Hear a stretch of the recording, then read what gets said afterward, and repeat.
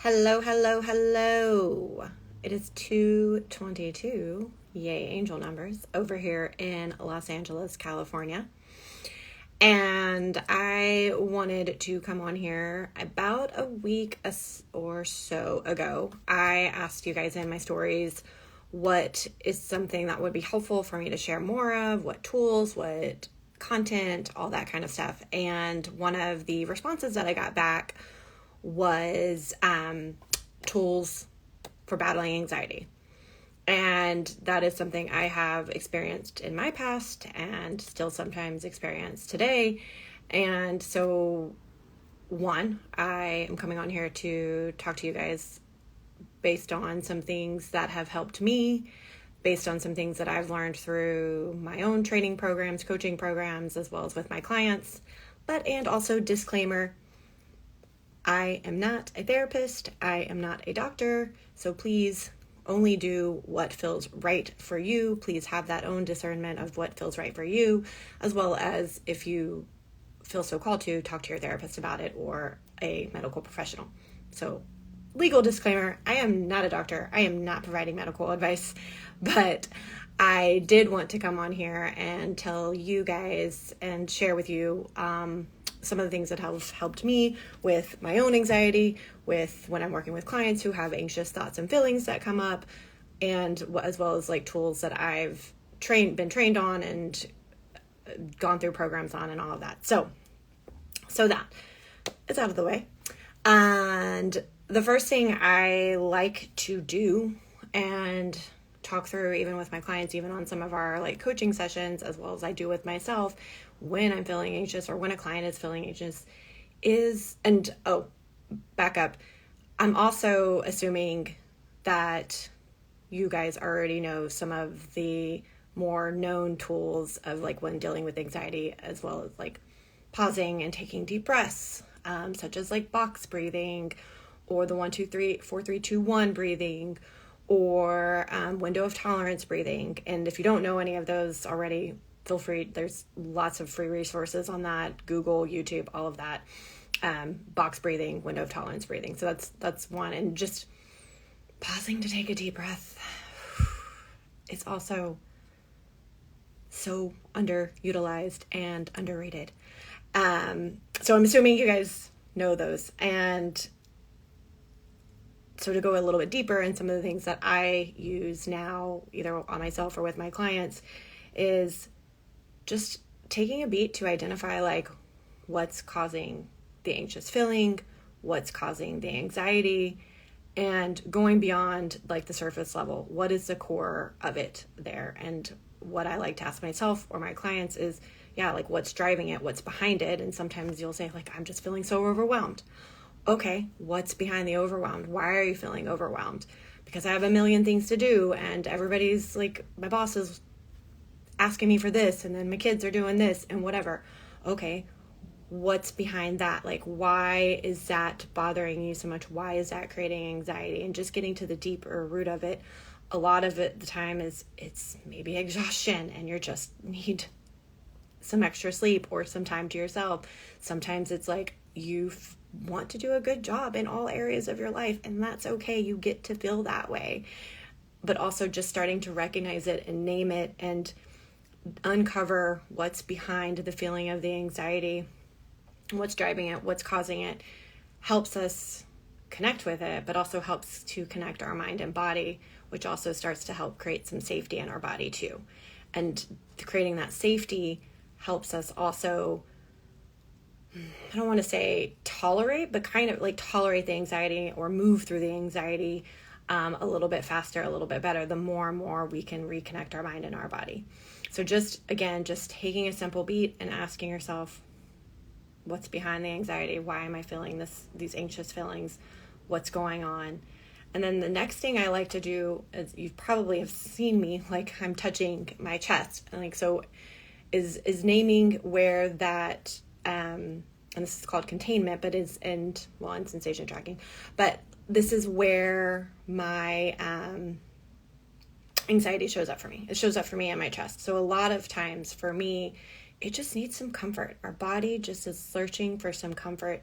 And if I can put my hands on my chest and put a little bit of pressure, sometimes it's light pressure, sometimes it's more pressure, sometimes it's not hardly any at all. It just all depends on how I'm feeling.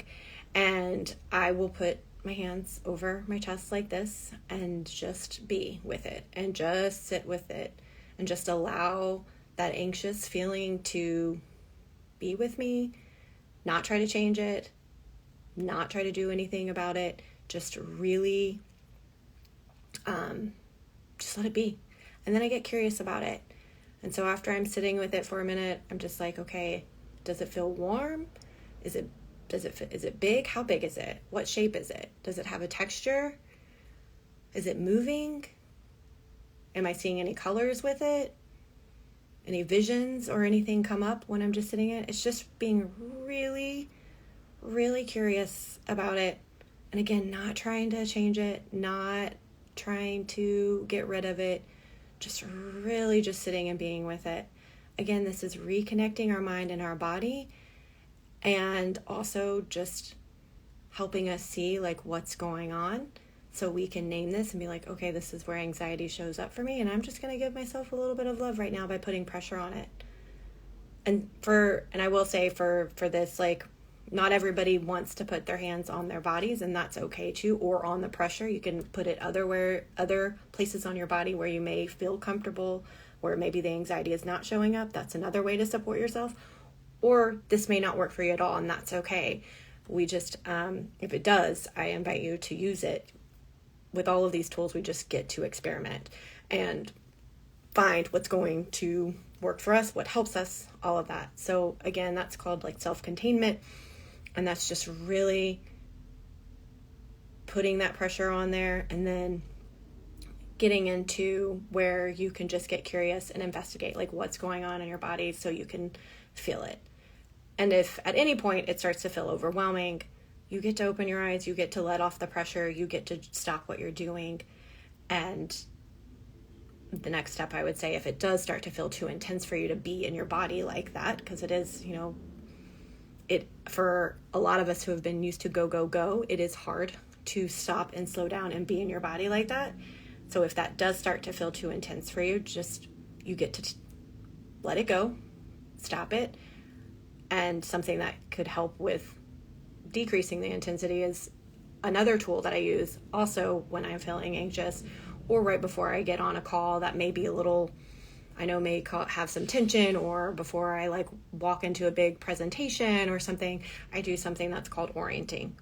And I've talked about this before on some of my previous posts, and you guys can also, it's another thing to look up, but how I simply describe it is taking 60 seconds, longer if you can or if you have, but just to scan the room and engage with your senses, and scanning the room from top to bottom, very, very slowly, more slowly than you probably would like and may get annoyed with, but starting to just very slowly scan the room up and down, all the way around on one side and all the way around the other side.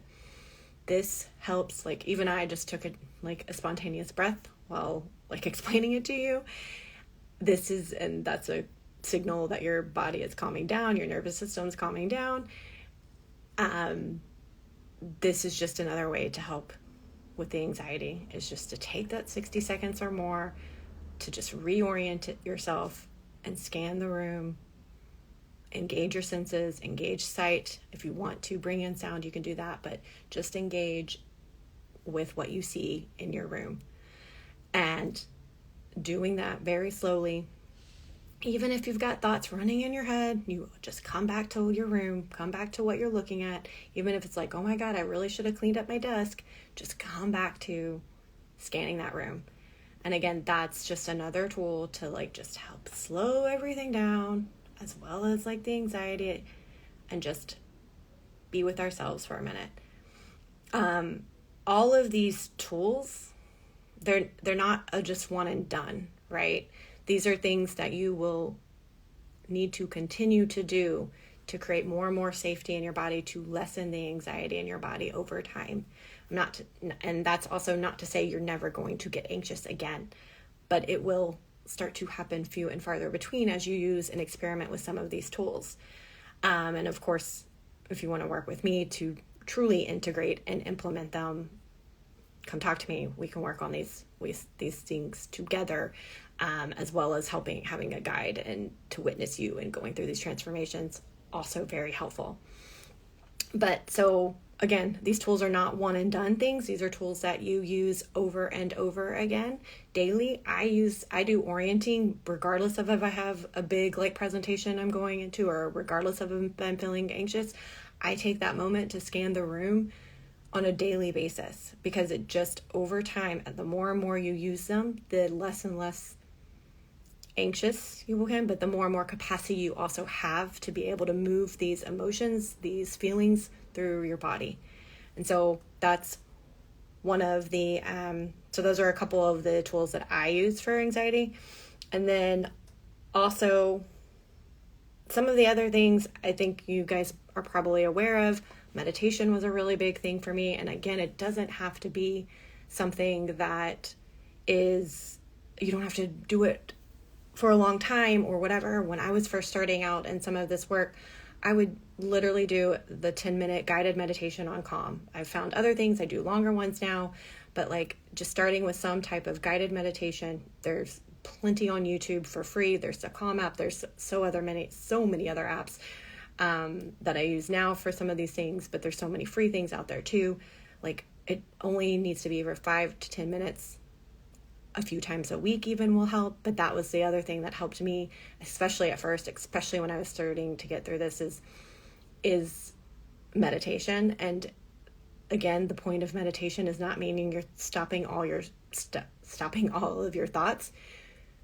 You were just taking the time to slow down and come back to your breath and catch yourself when you start going on a thought train, right? And then be like, oh, okay, well, look at me thinking again, haha. Let's get back to just deep breaths and breathing. And you may only be able to do that for like 2 seconds. That's okay. It's all about just catching yourself and coming back. And it will take time and it will take effort. But again, doing those things, especially in the morning, helped me go about my day calmer, less anxious, all of the things. And it's just all an experimentation for you and all a process and a practice. It's, again, not going to happen overnight. There was one other thing that I wanted to mention that is escaping me now. That was really helpful. Yes, one of the also very first things I learned, and especially helped me with anxiety, is just becoming more aware of your thoughts. And it sounds kind of meta because you're thinking about your thinking. So some people are like, that's just going to cause me more anxiety. It could. So again, use some of these practices to connect with your body, but also starting to see your thoughts for what they are and starting to understand that they're actually not true. They're not real. They're not facts. And starting to examine and question like what you're thinking in terms of like, especially the negative self-talk. If you can start seeing them for what they are, they're just thoughts, like literally neurons firing together in our brain and creating the most random of shit. Sometimes not, but a lot of times, yes.